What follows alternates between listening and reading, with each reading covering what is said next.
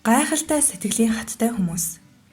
Эдгээр хүмүүс зовлон бэрхшээл тэр байтугай тахир дутуу байдлаач үл тоон өөртөө болон дэлхий дээрх сая хүмүүсийн тусын тулд аз жаргалаар дүүрэн амьдарч иржээ. Бен Андервуд өнгөт орчлон чихээрээ хардаг хүү. Анх харахад Бен бол байдаг л нэг жирийн өсвөр насны хүүхэд. Тэрээр скейтбордоор гулгаж, дугуй унан сакс хөл бөмбөг тоглох туртай. 14 настай байхдаа тэрээр нүдэрээ юу ч харж чаддаггүй л болохоос биш үеийнхнээсээ юугаараач дутуугүй нэгэн байлаа. Түүнийг 2 настай байхад нь эмч нар амийг нь аврахын тулд хоёр нүдийг нь авахаас өөр аргагүй төрчээ. Харин хүмүүсийг үргээчихгүй тулд 2 мм-ийн оронд хиймэл бөмбөлөг суулгажээ.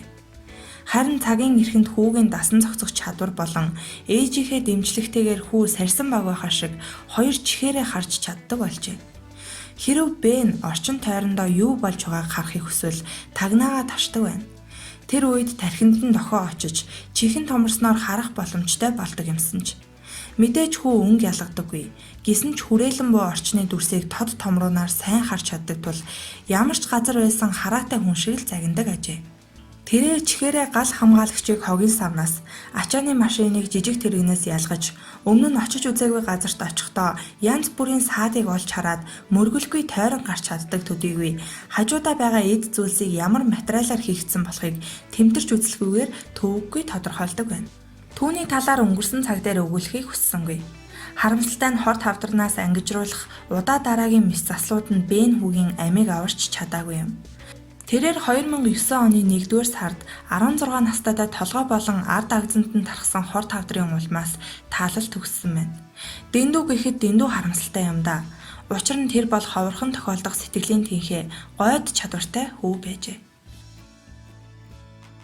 Jennifer Fick Атлантын далайг сэлж тулсан эмэгтэй. Өнгөрсөн зууны 60-аад онд цэл залуухан Jennifer бүсгүй Атлантын далай дээгүүр онгоцоор нисэн өнгөрч байгаад нэгэн сонин асуулт өөртөө тавьжээ.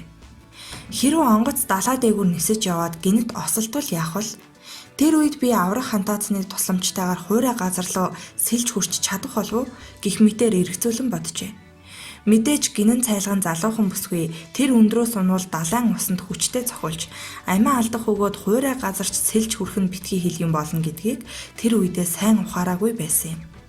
Харин тэрээр дээрх асуултынхаа хариуг тэр тусмаа Атлантын далайг сэлж гаталж чадах болов уу гэсэн бодлосоо тэр мөчөөс хойш салж чадаагүй байна. Ингээд тэрээр тун саяхан өөрийн мөрөөдлөө биелүүлж сонирхсан асуултандаа өөрийн биеэр тийм ээ гэж хариулан хөлгүй далайг сэлж гаталсан билээ.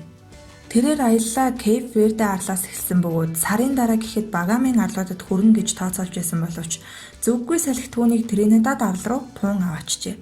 Энэхүү арлын зорилтод газраас нь өмнө зүгт 1500 км орчим зайтай оршдог ажээ. Тиймээс Jennifer хоногт 160 км-ийг туулах юм уу? Цагт 18 км-ээс илүү хурдтай урагшлах шаардлагатай тулгарсан аж. Гэхдээ тэр чадсан. Үнэхээр итгэхэд бэрх сонсогдож байгаа биз? Харин дараа нь ярилцлагадаа тэрээр Атлантын далайг ийм гайхамшигтай богино хугацаанд сэлж туулахад нь аясын зөөлөн салхи тусалсан гэж хэлжээ. Гэхдээ салхи өөдөөс нь үлээж байсан бол түүний мөрөөдөл талаар өнгөрөх байсан бизээ. Мөн түүний замд 9 м гаруй өндөртэй далайн давалгаа хэд хэдэн удаа таарч саад болж исэн гэдгийг нэмээд бодглохлоор энэ эмэгтэйн зүрх зориг төвчээр хатуужлыг бишрээд баршгүй юм. Jessica Cox дэлхийн анхны гаргүй нисгэгч. Jessica Cox гений ховорхон тохиох ажилтаас олж эхээсээ гаргүй мэдлжээ. Түүнд гар заяагаагүй л болохоос биш бусад талаараа цоо ирүүл байлаа. Jessica өөрийгөө тахир дутуу өрөвдөлтэй хүн гэж хизээж бодож байгаагүй. Өөрийн сэтгэлийн тэнхээ агуу их хүсэл мөрөөдлийнхөө ачаар хөлөөрөө юм бичиж, компьютер дээр ажиллан, үсээ самнаж машин барин уцаар ярих гэх мэтчлэн хүний л хийдэг бүхнийг төвөггүй хийж сурчээ. Тэрээр сэтгэл зүйч мэргэжилтэй болсон төдийгүй таквондогийн хар бүстэй юм байна. Jessica минутад 25 үг бичиж чаддаг бөгөөд энгийн хүмүүстэй ижлэх нь жолооны үнэмлэхтэй аж.